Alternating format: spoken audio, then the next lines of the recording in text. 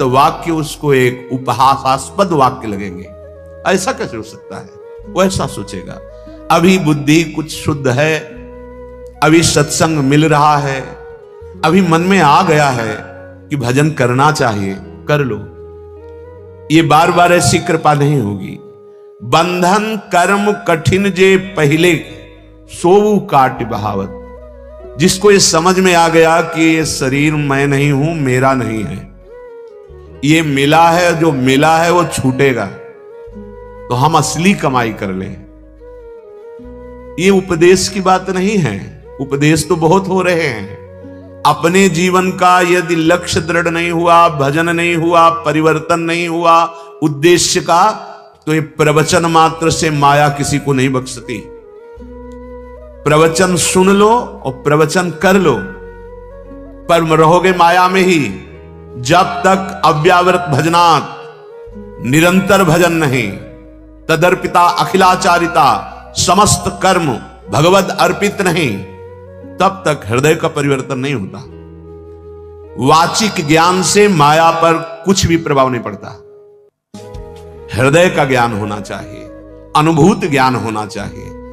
तो ये मिथ्यावाद शरीर, इसके भोग, ये प्रारब्धानुसार शरीर जीवित रहता है, प्रारब्धानुसार इसको भोग मिलते रहते हैं, सुखी या दुखी करने वाले।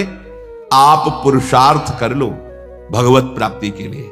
कर्तव्य कर्म को भगवत समर्पित करते हुए निरंतर नाम जप, भगवत आसक्त चित्त हो जाना मनुष्य जीवन का परम फल है।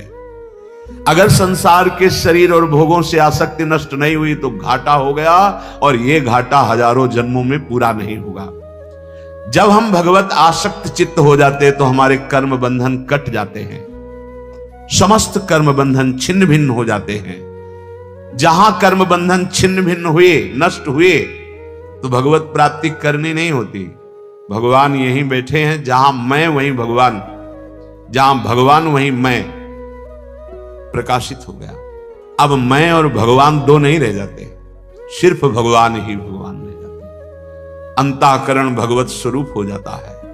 अपना तो स्वरूप भगवत स्वरूप है ही, अंतःकरण भगवत स्वरूप हो जाता है। श्री सूरदास जी महाराज कहते हैं, यदि आपने इस जन्म में भजन नहीं किया तो तुम्हारा जीवन प्रेत जैसा गया और परिणाम तुम्हें बड़ा दुखद प्राप्त होगा।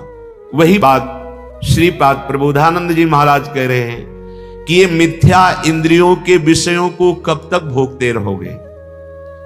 कभी थोड़ा बैठकर एकांत में विचार करो कि बहुत बार भोगा, पर मिला क्या हमें? पर विचार है ही नहीं। विचार तो दूषित हो गए हैं, अपवित्र विचार हो गए हैं। आप ध्यान नहीं दे पा रहे कि आपके समय को केवल नष्ट किया जा रहा है, ये छूटने वाला है। श्रीपाद कह रहे हैं, जो तुम्हें सदैव महासुख प्रदान करेगा, आ जाओ श्री वृंदावन धाम। ये किशोरी जी का निज महल है, इसमें प्रेम सुधा भंडार भरा हुआ है, प्रेमामृत। निरंतर प्रेम में डुबोने की सामर्थ्य वृंदावन की है, पर वृंदावन में वही प्रेम में डूबता है जिसको रहनी आ गई है। अगर थोड़ा भी अभिमान है तो वृंदावन के सुख को नहीं ले पाएंगे। वृंदावन इह विधि बसे तज के सब अभिमान, धन का अभिमान, बुद्धि बल का अभिमान, शरीर बल का अभिमान, साधन बल का अभिमान, ये धाम है। जब आप इस धाम की रज्जु में लौटेंगे, रसिकों का संग करेंगे, तो अभिमान अपने आप गलित हो जाएगा। सच्ची कहते हैं, हृदय में ऐसी स्थिति आ जाती है कि ना अहम रह जाता है और ना करता रह जाता है, केवल देखता है वो क्या हो रहा है। प्रभु अब क्या करवा रहे हैं, प्रभु क्या बुलवा रहे हैं, प्रभु क्या चिंतन करा रहे हैं, ये देखता है उपासक। जो वृंदावन का कृपा पात्र उपासक होता है, उसमें कर्ता भाव नहीं होता है। कर्ता भाव अहम लय हो जाता है प्रभु के चरणारविंद में, और स्वयं प्रभु उसके हृदय में बैठ करके भागवतिक चेष्टाएं कराते हैं। किंचन मात्र सुसुख वांछा नहीं रह जाती। ये स्थिति धाम प्रदान करता है, और आप ये स्थिति बाहर से प्राप्त कर सकते हैं धाम आश्रित होकर। जैसे पूज्य भाई जी श्री हनुमान प्रसाद पोद्दार जी गीता वाटिका में पूज्य श्री राधा बाबा जी, आप कहेंगे ये बड़े महापुरुष हैं, तो ये बड़े महापुरुष किनके हुए? प्रभु के। क्या अंश में बड़ाई छोटाई होती है क्या? चींटी में जो अंश है, हाथी में भी वही अंश है, देवराज इंद्र में भी वही अंश है। अंश में कोई फर्क नहीं होता, भगवद अंश समान रूप से होता है। हां, अब उस स्वरूप स्थिति में जागृत कौन हुआ है, ये बात होती है। आप जागृत हो जाएं तो जो भाई जी को प्रियालाल सुख दिए वही आपको देंगे, जो मीरा जी को सुख दिए वही आपको देंगे। पर आप तो सोए हुए हैं मोह निद्रा में, इंद्रियजन्य भोगों में आप आसक्त हैं। जैसे जैसे आपका नाम जब चलेगा आपको समझाना नहीं पड़ेगा, इंद्रियजन्य भोगों में अरुचि हो जाएगी। लौकिक जितनी सुख सुविधाएं हैं ये स्वयं आपके चरणों में आ जाएंगी, पर आपके हृदय से महत्व चला जाएगा। जहां आपका भजन ठीक से होने लगा तहां आपकी ऐसी योग्यता बढ़ेगी कि ब्रह्म पदवी भी, जो परमेष्ठी पद, वो भी आपको फीका लगने लगेगा। पर भजन में रुचि नहीं है, भजन करने की हमारे अंदर लगन नहीं है। रोज सत्संग सुनते हैं, रोज सत्संग होता है, नाम की महिमा रोज गाई जाती है, पर आप देखिए अपने हृदय में जांच कर, क्या आप निरंतर नाम जप रहे हैं? क्या आप विषय चिंतन को काट पा रहे हैं? क्या आप प्रियालाल के लिए रोते हैं? विचार करके देख लो। यदि हां तो आप धन्य हैं, और यदि नहीं तो अब भी दुर्भाग्य है कि सुधा भंडार, प्रेम सुधा भंडार वृंदावन में आकर, वृंदावन का आश्रय लेकर, वृंदावन की रज में रहकर विषय चिंतन हो रहा है, संसार का चिंतन हो रहा है, प्रियालाल का अखंड चिंतन नहीं हो रहा।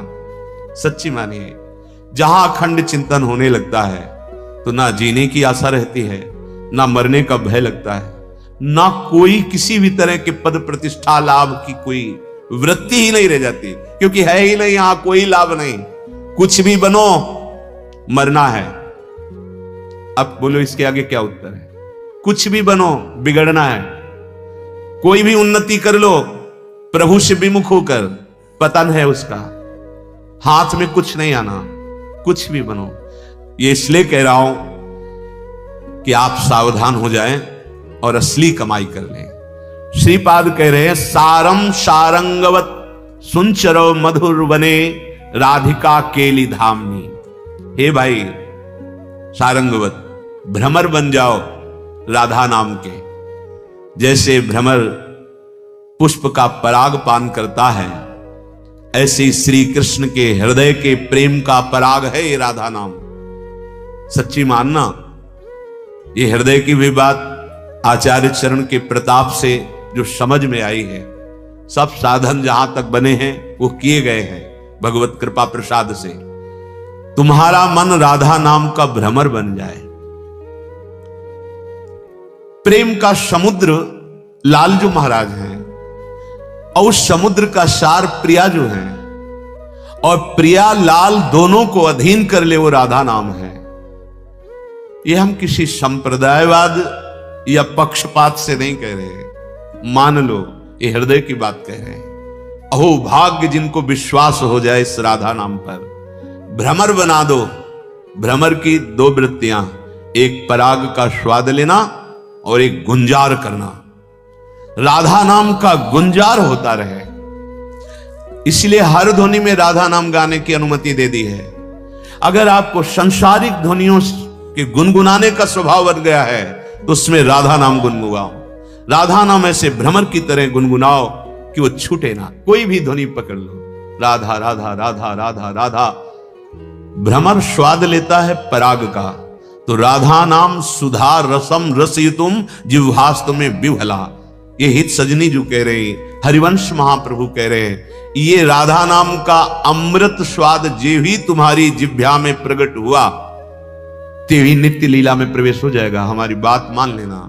सब जितने मंत्र हैं उनका प्रधान ये राधा है, क्योंकि जितने मंत्र हैं भगवान के हैं, और भगवान भी अपने श्रीमुख से जिस नाम का रसास्वादन लेते हैं वो राधा नाम है। हरि रसना राधा राधा रट, हरि की स्वयं रचना राधा राधा रटती है। अपने जीवन को कर्तव्य में लगाते हुए यदि हम राधा नाम जप करें तो हमें कुछ दुर्लभ नहीं है। श्री भगवान अर्जुन जी को गीता जी में उपदेश कर रहे हैं, ये सृष्टि के चक्र का अपने अपने कर्तव्य का पालन करेंगे तो देवता प्रसन्न होंगे, देवता प्रसन्न होंगे तो तुम्हें जो आवश्यक सेवा सामग्री वो प्रदान करेंगे। क्योंकि हमारी अन्न से उत्पत्ति होती है, अन्न से पोषण होता है, अन्न से ही पुष्टि होती है। अगर देवता अप्रसन्न हो गए तो हम किसी भी तरह सुखपूर्वक नहीं रह सकते। और वो भगवान के द्वारा अलग अलग लोकपालों के रूप में शासन करने के लिए विराजमान है। जब कोई अपने कर्तव्य का पालन नहीं करता है तो अग्नि देवता, वायु देवता, वरुण देवता सब ये उसको कष्ट देने लगते हैं, बाहर और भीतर। शरीर की वायु बिगड़ गई, बात रूप में हर जोड़ में दर्द, कफ प्रकट हो गया, अग्नि बिगड़ गई, भोजन पचना बंद हो गया। ये सब देवता हैं। यदि आप अपने कर्तव्य का पालन नहीं करेंगे तो तुम्हारे भीतर और बाहर दोनों जगह भारी दुख का जाल बिछा देंगे देवता लोग। ये भगवान के शासन विभाग के हैं।